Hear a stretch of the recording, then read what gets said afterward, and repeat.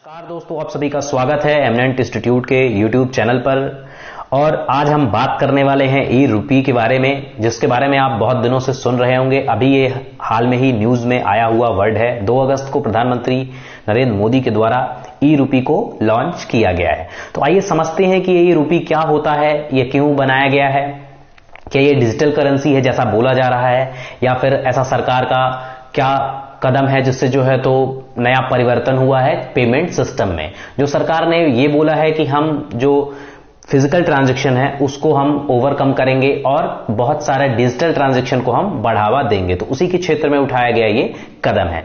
तो आइए देखते हैं। तो ई रूपी में सबसे पहले ई रूपी क्या है, इसे कौन जारी कर सकता है, यह कैसे काम करता है और इसका उपयोग कहां कर सकते हैं, इनके बारे में हम बात करेंगे। तो ई रूपी क्या है? तो ई रूपी आप ये समझ लीजिए कि ये एक प्रीपेड वाउचर है। जैसे कोई भी कंपनी होती है, आपने अगर यूज किया होगा तो कोई भी अगर क्या कहते हैं, कोई भी मार्केटिंग कंपनी है या फिर जो फ्लिपकार्ट है, मिंत्रा है, ऐसी कंपनीज हैं, ये हमें गिफ्ट वाउचर प्रोवाइड करती हैं और हमें ऐसा प्लेटफॉर्म भी देती हैं कि हम किसी और को भी गिफ्ट वाउचर दे सकते हैं। तो आप सीधा ये समझिए कि ये ऐसे ही गिफ्ट वाउचर की तरह है। इस वाउचर में क्या होगा कि इस वाउचर के अंदर कोई कोड होगा, चाहे वो क्यूआर के फॉर्म में होगा, क्यूआर कोड होगा या फिर एसएमएस होगा। तो क्यों ये दोनों प्लेटफॉर्म पे काम करेगा, चाहे आपका जो फोन है वो मल्टीमीडिया फोन है तो भी ठीक है, और अगर सिंपल फोन है तो भी उसमें ये यूज कर पाएंगे। जिनके पास यूपीआई नहीं है, बैंकिंग सिस्टम नहीं है, बैंक अकाउंट नहीं है, वो भी इस चीज को यूज कर पाएंगे। तो ये एक ऐसा गिफ्ट वाउचर है। ये आपके फोन पे उपलब्ध होगा और इसे आप मतलब जो निश्चित स्टोर है वहां पर इसे जाके रिडीम कर पाएंगे, जैसा हम फ्लिपकार्ट या मिंत्रा के जो ई वाउचर्स हैं उनके साथ कर पाते हैं, जो कि गिफ्ट वाउचर हैं उनके साथ कर पाते हैं। तो ये ऐसा ही एक प्रीपेड वाउचर है जिसमें पहले से पैसे जो होंगे, रिक्वायर्ड अमाउंट होगा, वह फिल होगा और आपको विशेष जगह पे जाके, निश्चित जगह पे जाके इसे रिडीम करना होगा। ये बनाया गया है नेशनल पेमेंट्स कॉर्पोरेशन के द्वारा। इसके साथ जो है तो टाई अप किया गया है और भी लोगों ने सहयोग किया है। तो इसमें department of financial services, national health authority, ministry of health and family welfare, SBI, PNB, HDFC bank और आईसीआईसी बैंक, इन लोगों के साथ इन लोगों ने मिलकर ये ई रूपी को बनाया है और लॉन्च किया गया है। अब इसके लिए जो स्टार्टिंग है, मतलब जो उसमें इसका कंट्रोल है, तो उसका ये क्योंकि मॉनिटरी से रिलेटेड चीज है, वित्तीय से संबंधित मामला है, तो इसमें आरबीआई की प्रमुख भूमिका रही है और आरबीआई की गाइडलाइन में ही ये सब चीजें बनाई गई हैं। तो इस तरह तो ये ई रूपी है। इसे जो है तो आप ये मत, और जैसा बोला जा रहा है कि ये डिजिटल करेंसी है, तो अभी ये ऐसा नहीं है कि ये डिजिटल करेंसी है, ये सिर्फ एक ई वाउचर है। ये डिजिटल करेंसी वाले क्षेत्र में या फिर आगे जो इंडिया अपनी बात चल रही है कि आरबीआई की डिजिटल करेंसी लॉन्च करेगा, तो उसी के उसमें एक स्टेप है, उठाया गया है, जो आगे आने वाले भविष्य में डिजिटल करेंसी का, इसका जो भविष्य है इस ई रूपी का, वो डिजिटल करेंसी ही होगा। तो इसे कौन जारी कर सकता है, इसके बारे में बात करते हैं। तो ये इसको जारी करने का भी अधिकार अभी तो सिर्फ कुछ एक बैंकों को, करीब 11 बैंकों को दिया गया है और अभी आगे ऐसा बोला या फिर गवर्नमेंट इशू करेगी और बहुत सारी जो प्राइवेट सेक्टर्स की कंपनियां हैं वो भी इसको इशू कर पाएंगी। तो अभी ये बहुत सारे मौके सबको नहीं दिए गए हैं, कुछ चिन्हित हैं, उन्हीं को बस जारी करने का अधिकार दिया गया है। तो अभी इसे जारी करने के राइट सभी के पास नहीं है, पर भविष्य में ऐसा होगा कि सभी के पास राइट्स होंगे। कोई कंपनी, कोई अपने एम्प्लॉइज के लिए भी ये ई रूपी जारी कर सकेगी। तो यह कैसे काम करता है, इसके थोड़ी डिटेल समझते हैं। तो इसमें सबसे पहली बात है कि इसके लिए कोई इंटरनेट एक्सेस की रिक्वायरमेंट नहीं है और ना ही स्मार्टफोन की रिक्वायरमेंट है। ये सबसे पहले इसीलिए बनाया गया है क्योंकि जो लाभार्थी हैं, जो कोई भी सरकारी योजना है तो उसका लाभ पहुंचाने के लिए क्या किया जाता है, सरकार अभी नई स्कीम लेके आई है कि खाता धारकों के अकाउंट में पैसे डाल दिए जाते हैं। तो इसका क्या है कि जब दो लोगों के बीच में, मतलब सरकार और जो नागरिक है उसके बीच में, ये सरकार के कर्मचारी, मशीनरी आ जाती है सरकार की, और उसमें जो कर्मचारी होते हैं तो वो बीच में आ जाते हैं और कहीं ना कहीं पैसा जो लाभार्थी है उसको नहीं मिल पाता है।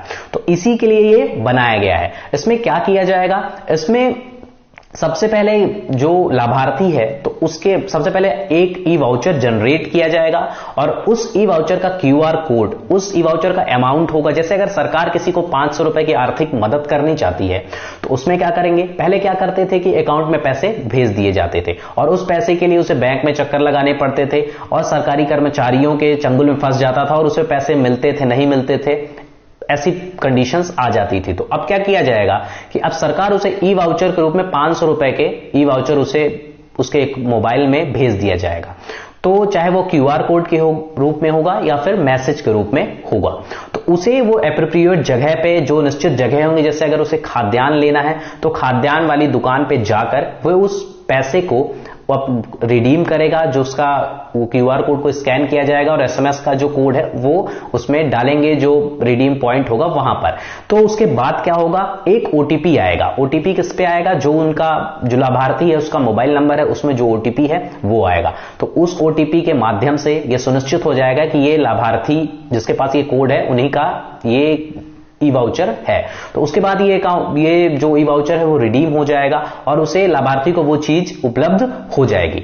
अब ऐसा है कि वो जिस चीज के लिए लॉन्च किया गया है, जिस चीज के लिए वाउचर जनरेट किया गया है, तो उसी दुकान पे या फिर उसी जगह पे वो मतलब ई वाउचर रिडीम होगा। ऐसा नहीं है कि अगर वो ई वाउचर अनाज के लिए दिया गया है तो आप उसे जाके किसी मेडिकल के शॉप में कोई मेडिकल का सामान ले सकते हैं, दवाइयां ले सकते हैं, तो ऐसा नहीं है। वो ई वाउचर पहले से निश्चित होगा कि किस जगह पे रिडीम होगा। तो इस तरह ये 1 to 1 हो जाएगा, मतलब सरकार और लाभार्थी के बीच में कोई अन्य नहीं होगा। तो इस तरह बहुत सारी मदद मिलेगी और लाभार्थी को किसी भी प्रकार की समस्या नहीं होगी अपने जो है तो जो सरकार के द्वारा मदद दी जा रही है वो लेने में।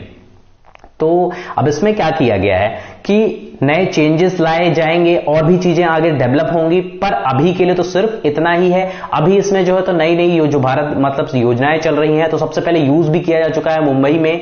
यहां पर जो वैक्सीनेशन सेंटर है तो वैक्सीनेशन का पेमेंट करने के लिए इस ई रूपी का यूज किया गया है और आगे भी आयुष्मान भारत योजना और मातृत्व बाल कल्याण योजना और जो टीबी उन्मूलन का कार्यक्रम चल रहा है जिसमें लाभार्थी को पैसे दिए जाते हैं। जैसे मातृत्व कल्याण योजना में जो पैसे दिए जाते हैं वो अकाउंट में दिए जाते हैं, तो उसे बार बार ऑफिस के चक्कर लगाने पड़ते हैं, उसी पैसे को लेने के लिए प्रॉब्लम हो जाती है। तो इस पैसे को सुरक्षित रूप से जिसको जरूरत है उसके पास पहुंचाने के लिए सरकार का ये कदम ई रूपी के क्षेत्र में उठाया गया है।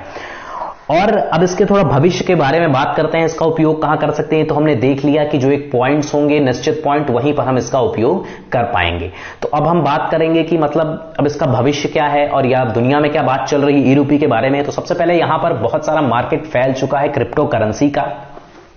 तो क्रिप्टो करेंसी के मार्केट, क्योंकि अभी वो टैक्स के भी रडार में नहीं है और एक प्रकार से दूसरी एक पैरेलल व्यवस्था चल रही है क्रिप्टो करेंसी की, भारत में बहुत तेजी से फैल रही है। तो इसी क्रिप्टो करेंसी की व्यवस्था पर नियंत्रण लगाने के लिए सरकार के द्वारा क्या किया गया है, सरकार जैसे बात चल रही है कि सरकार कोई बिल लाएगी और क्रिप्टो करेंसी को इंडिया में बैन कर देगी और फिर क्या करेगी कि आरबीआई कोई डिजिटल मुद्रा लेके आएगी। तो बस उसी क्षेत्र में यह पहला कदम है, उठाया गया है कि क्रिप्टो करेंसी को कैसे रेगुलेट करेंगे वगैरह, तो वो सब आगे चल के होगा। पर अभी सरकार ने एक ई वाउचर जारी करके ऐसा कर दिया है कि सरकार की मंशा भी यही है कि आगे चल के कोई डिजिटल मुद्रा इंडिया की लॉन्च की जाएगी।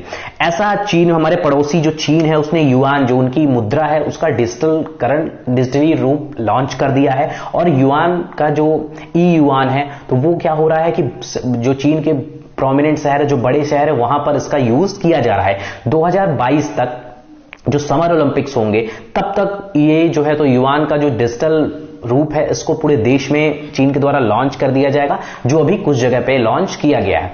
तो बस यही इसका भविष्य है और इसके क्षेत्र में बहुत सारे देश भी लगे हुए हैं क्योंकि क्रिप्टो करेंसी का मार्केट धीरे धीरे बढ़ता जा रहा है। तो इसीलिए इसको टैक्स के दायरे में भी लाया जाएगा और जो है तो जो क्रिप्टो करेंसी का मार्केट अभी लीगल नहीं कहा जा सकता है, वो तो सुप्रीम कोर्ट के आदेश के बाद इसको लीगल बोला गया, इलीगल नहीं कहा गया है बट अभी लीगल भी नहीं बोला गया। तो इसको लीगल करने के लिए जो भी सरकार के द्वारा स्टेप उठाए जाएंगे वो आगे होंगे, पर अभी एक स्टेप तो सरकार के द्वारा डिजिटल मुद्रा के क्षेत्र में ई रूपी के रूप में उठा दिया गया है।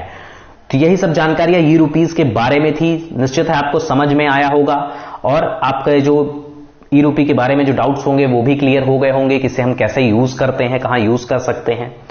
तो आज का हम वीडियो यहीं पे समाप्त करते हैं। हमारे चैनल पे बने रहिए, हमारे चैनल को सब्सक्राइब करिए, शेयर कीजिए, बेल आइकॉन प्रेस कीजिए। धन्यवाद।